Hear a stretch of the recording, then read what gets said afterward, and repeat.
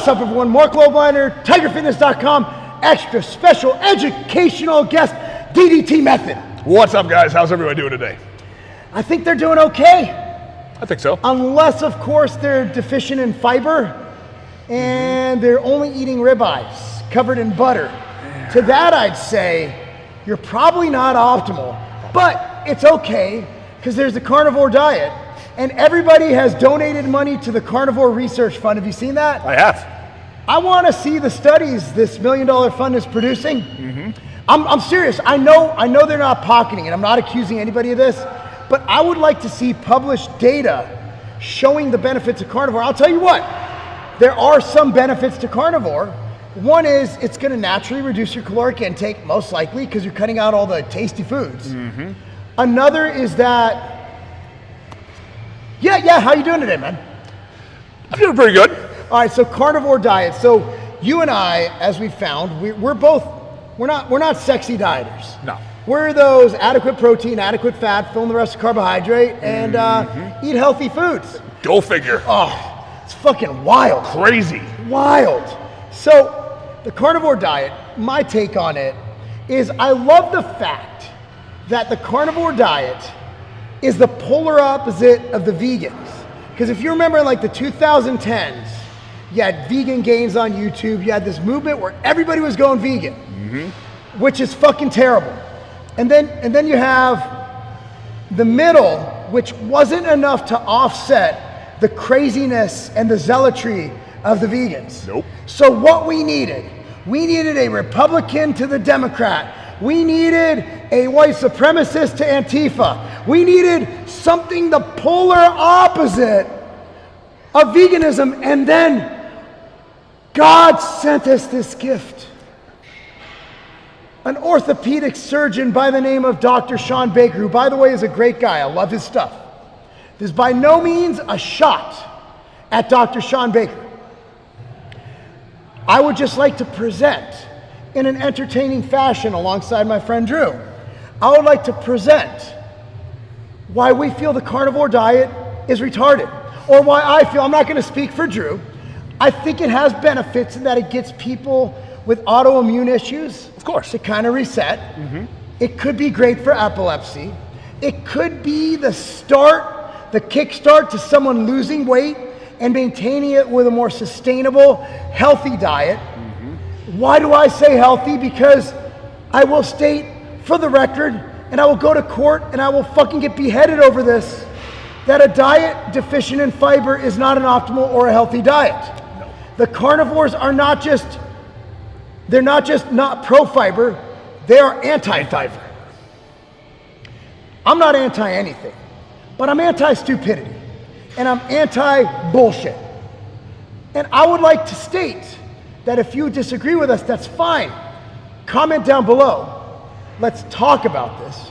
Come on our Evening Rants podcast, myself and Alan, which we'd love to have you more often on there. Awesome. It'll be a fun time. That's how I would like to start this video off, about why the carnivore diet probably isn't the right diet for you. I'm even going to double down on some of the nice things you were saying about the carnivore diet, because you did sneak some in there.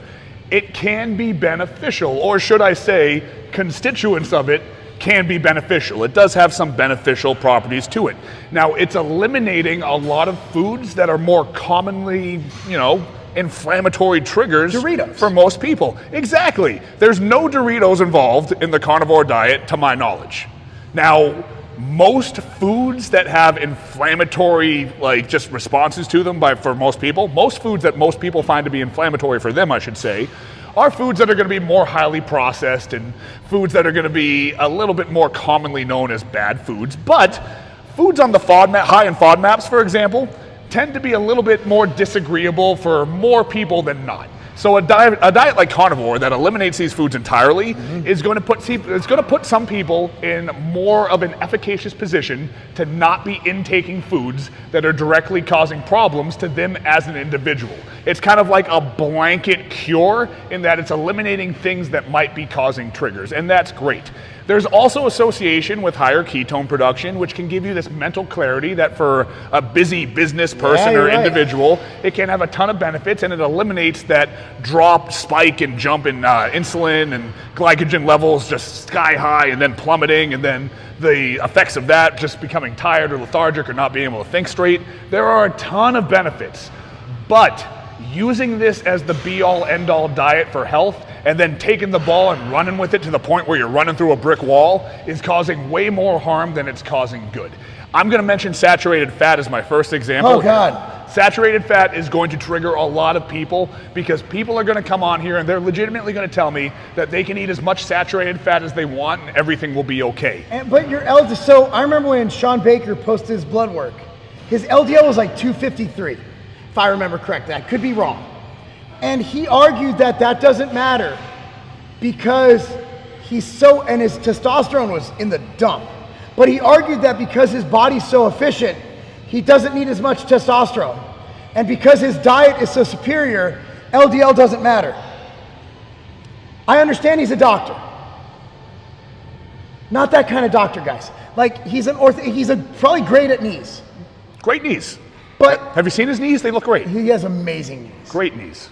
But, again, to take blood work that we know through human trials and data is a direct correlation and causation of things that are going to kill you. And to say that it doesn't matter, I've never seen anybody argue that having low testosterone shows efficiency. Yet, the carnivore dieters somehow have justified their shit blood work, which I'll put my blood work up against any carnivore dieter any day of the week. Mm-hmm. Even being on side, and they're anti-TRT. That's fine. I'm anti-TRT for people who don't need it. Exactly. But if your test is in the 200s, you might be a candidate. Probably. Yeah, so what I'm getting at is if your bullshit meter goes off and you're completely disregarding any and all science and human trials to say that something works, another bullshit meter, when it first started, just like many people, they go on this anti-supplement, you don't need to spend money thing. Lyle McDonald did it back in the day with supplements. Mm-hmm.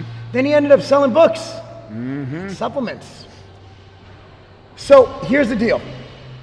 Carnivore started out pretty simple. Eat 2 16-ounce ribeyes a day and you're good. Then all of a sudden, there's a book. Then there's some research fund. Then they're promoting beef powder. Then they're promoting beef chips. Then they're promoting electrolytes, because if you're on a ketogenic carnivore diet, your electrolyte levels will be fucked up. Have you guys not noticed every month that goes by, they start selling more of the shit they said you don't need? Here's the deal, and all you need is meat and water, bro. Just meat and water only. And meat and water only will do some shit. Good shit. But it'll also do some bad shit. The problem is, people will put this information out there without realizing that people, including the people putting the shit out there, will take the ball and run with it too far. And taking anything too far is going to take you to a place where you don't want to go. We're pro-fiber guys. We intake a shitload of fiber. Shitload. No pun intended. Shit. I legitimately eat 80 to 90 grams of fiber a day. Does that mean that I'm getting a ton of benefits from it? Yes. Does that mean that I'm immune to anything bad happening from it? No. Am I okay at 80 to 90 grams of fiber? Yeah, I'm fine. If I went up to 100, would I be fine? Possibly. 110? Probably. If I went to 300 grams of fiber a day, just because I believe in fiber, 300 grams of fiber a day, I don't know what's going to happen, but something's going to happen to my ass and it's not going to be great. No, it depends. Depends. Probably not. Vince McMahon might disagree. So he might think it's really great. Yeah. But if he tried to do what he did and it didn't come out, he would think that it was awful too. It's going to fuck you up. I don't know how the girl would feel. She might feel better, or worse if she was into it. Who knows? Ongoing trial. Regardless. I still want to know, like, if you poop on a girl's chest, Do you ask first, or do you just do it and ask for forgiveness later? I'm just saying she has to cooperate, because if she moves a little bit, it's not like you have perfect aim. So like tonight with Katie, like if I have an urge to poop on her, do I tell her, do I give her a warning, or do I just squat? Well, what are you going to use as your excuse for why you're getting into the setup? We're not 20 years old anymore, man. You can't just turn into like a half air squat and just let it rip. I mean, we've been married so long. Our idea of kink is hooking a leg during missionary. When's the last time you pooped without looking at your phone? Are you going to have to scroll through Instagram while you do it? I never thought of that. There's a lot of factors that go into this. Regardless, if I had 300 grams of fiber, some shit's going to happen that's not good. And I'm a fiber guy. If you want to eat a ribeye a day because you feel it's a superfood and it makes you feel great, I'm not telling you that's bad. I'm not saying that. Did you know that Jim Harbaugh doesn't eat chickens because they're a weak bird? He said at the press conference, he's like, I don't eat chicken. I only eat animals with giant dicks. It's a weak bird. Dick animals only. You know who has small dicks? Gorillas. Yeah, fuck gorillas. Gorillas have like 3 centimeter inch dicks. Yeah, no, we don't want to eat gorillas. You would think gorillas would have big dicks. So I eat nothing but blue whale and African American. Well, now I'm canceled before I started. No, come on, dude. Nobody can get mad with being thought of having a big dick. I said you have a big dick. It's like Jews are rich. I'm like, yeah. Whatever. Yeah, we fucking are. Take the good cliche. Asians are good at math. Fuck yeah. Let's go. Good cliches only. You're going to MIT. We only believe in good racism. Good. Polish people are dumb. Yeah. Possibly with big dicks. I don't know. Polish people? I don't know. Sausage? I never heard otherwise. What about Italians? I mean, not me. Too much of anything is bad. So 300 grams of fiber, not great. 12-inch penis, too much. Probably too much. It hurts from what I've been told. If you're eating 6 ribeyes a day and your saturated fat intake is 100 to 150 grams, that's going to be too much. And I don't care if you're on the team saturated fat is great or team saturated fat is bad. A shitload of it is probably going to do some bad things, the same way a shitload of anything that's good can become bad. People are taking these carnivore mentalities and modalities, and they're just taking them too far because they want to eat the foods that they want to eat. Ribeye is delicious. Cheddar cheese is delicious. If you ate an 8-ounce ribeye and a block of cheddar cheese every meal, 6 meals a day, can you really tell me that because of some sort of carnivore magic and lack of inflammation that it's going to become the most healthy food on the fucking planet? There's a lot of bad shit that can happen when you do anything too much. If you drink too much water, you can stop your heart. Hypernatremia? Exactly, so you're gonna flush out all your minerals. So why do we think we can get away with eating 17 pounds of red meat? If you're eating 17 pounds of red meat a day, you're not fucking doing it because you think you're healthy. You're doing it because you really like red meat, which is fine. Red meat is awesome. It's great. But you're doing it to justify something that you like to do. You're not doing it because it's healthier. So, kind of to bring this all together, whatever diet works for you, but I'm not going to say that. Because when you have a diet that omits fruits, that omits vegetables, that omits fiber, I cannot say that do whatever works for you is going to work. Because this is a dangerous diet. This is a diet, now when I say dangerous, it's not like me running headfirst into a fucking lamppost, right? So I mean that long term, there's a lot of bad things that I can see happening from this diet. And that's why I am not a fan of the carnivore diet. If it helps you kickstart or helps you get over some autoimmune stuff, great. But any diet that excludes fruits, vegetables, and fiber, I cannot stand behind. I cannot tell you that's not gonna do damage long term. An elimination diet's a tool.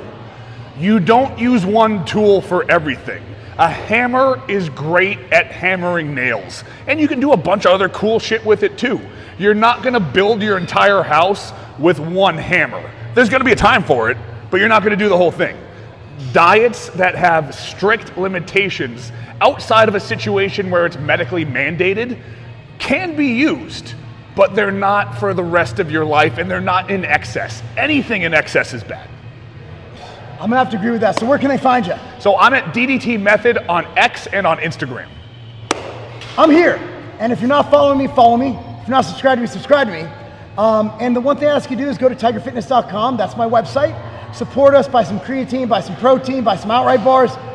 buy whatever we carry, buy a lot of it, because, well, that's what supports this channel. Thank you so much for watching. Follow my guy here. That's not a game.